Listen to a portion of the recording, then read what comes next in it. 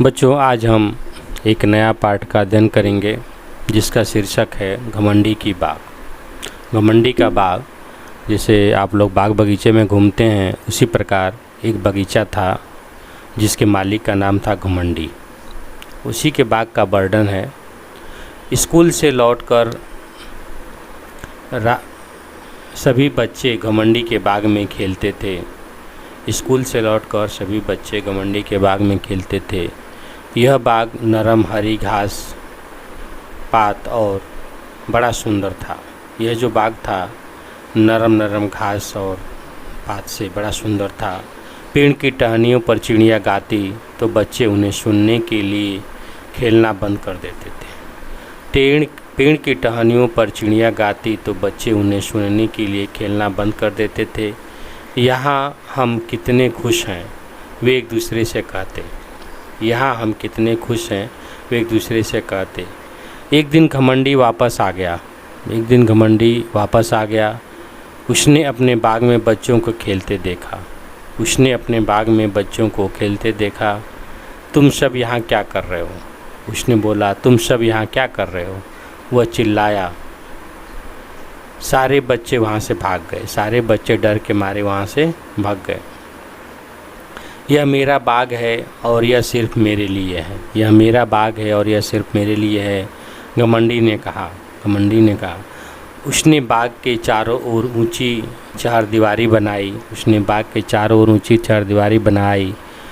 उसके बाहर एक बोर्ड टांग दिया, बाग में आना सख्त मना है। उसने क्या किया? बाग के चारों ओर चारदीवारी बना दी और उसमें बोर्ड लगा दिया, इसमें आना सख्त मना है। अब बच्चों को खेलने के लिए कोई जगह नहीं बची। बसंत का मौसम आया। सभी जगह छोटे छोटे फूल खिलने लगे। सभी जगह छोटे छोटे फूल जो सुंदर होते हैं खिलने लगे। नन्ही चिड़िया चहकने लगीं। छोटी छोटी चिड़िया चहकने लगीं। परंतु घमंडी के बाग में अभी भी जाड़ा ही था। परंतु जो घमंडी था वो चारदीवारी कर दिया था, तो उसकी बाग में अभी भी जाड़ा था। वहाँ थी केवल बर्फ़ और ठंडी हवा। वहाँ पर क्या थी? बर्फ़ और ठंडी हवा। हवा ने कहा हमें ओलों को भी बुलाना चाहिए। फिर क्या था? हर दिन 3 घंटे बड़े बड़े ओले बरसने लगे।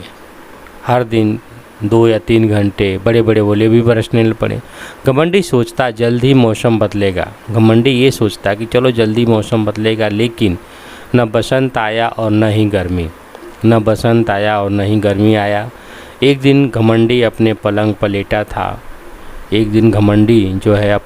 लेटा था। उसे मधुर संगीत सुनाई दिया। एक छोटी सी चिड़िया उसकी खिड़की के बाहर गा रही थी।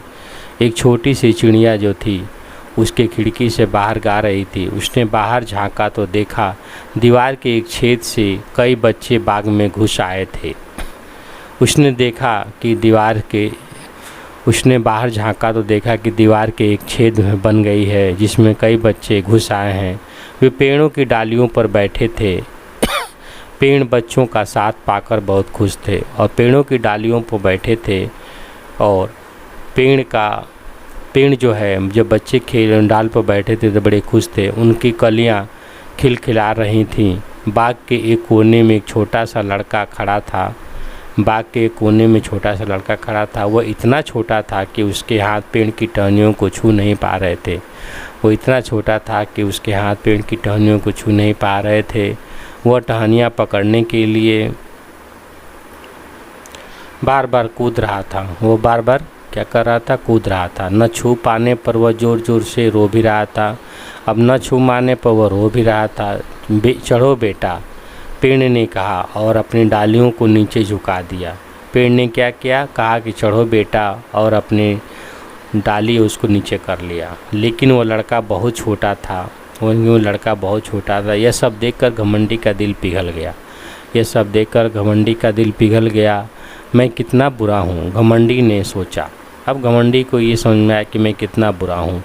अब मुझे पता चला कि बसंत मेरे बाग में क्यों नहीं आया। अब उसको पता चल गया कि बसंत उसके बाग में क्यों नहीं आया। मैं उस छोटे लड़के को पेड़ पर बैठा दूंगा। मैं उस छोटे लड़के को पेड़ पर बैठा दूंगा। उसके बाद मैं इस चारदीवारी को गिरा दूंगा जिससे बच्चे मेरे बाग में खेलते रहें।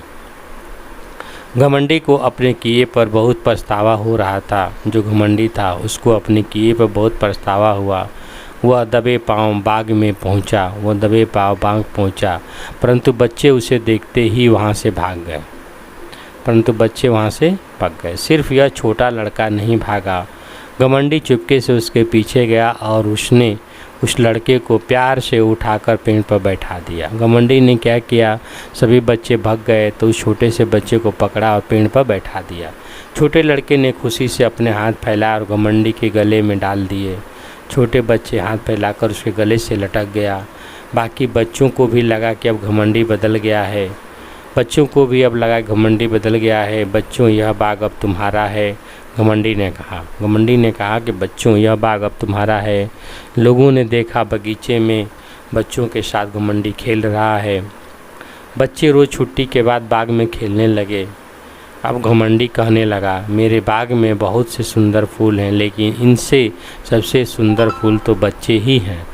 घमंडी यह घूम घूम कर कहने लगा कि मेरे बाग में बहुत सुंदर सुंदर फूल हैं, लेकिन सबसे सुंदर फूल तो ये बच्चे ही हैं। इस प्रकार यह कहानी समाप्त हुई। धन्यवाद।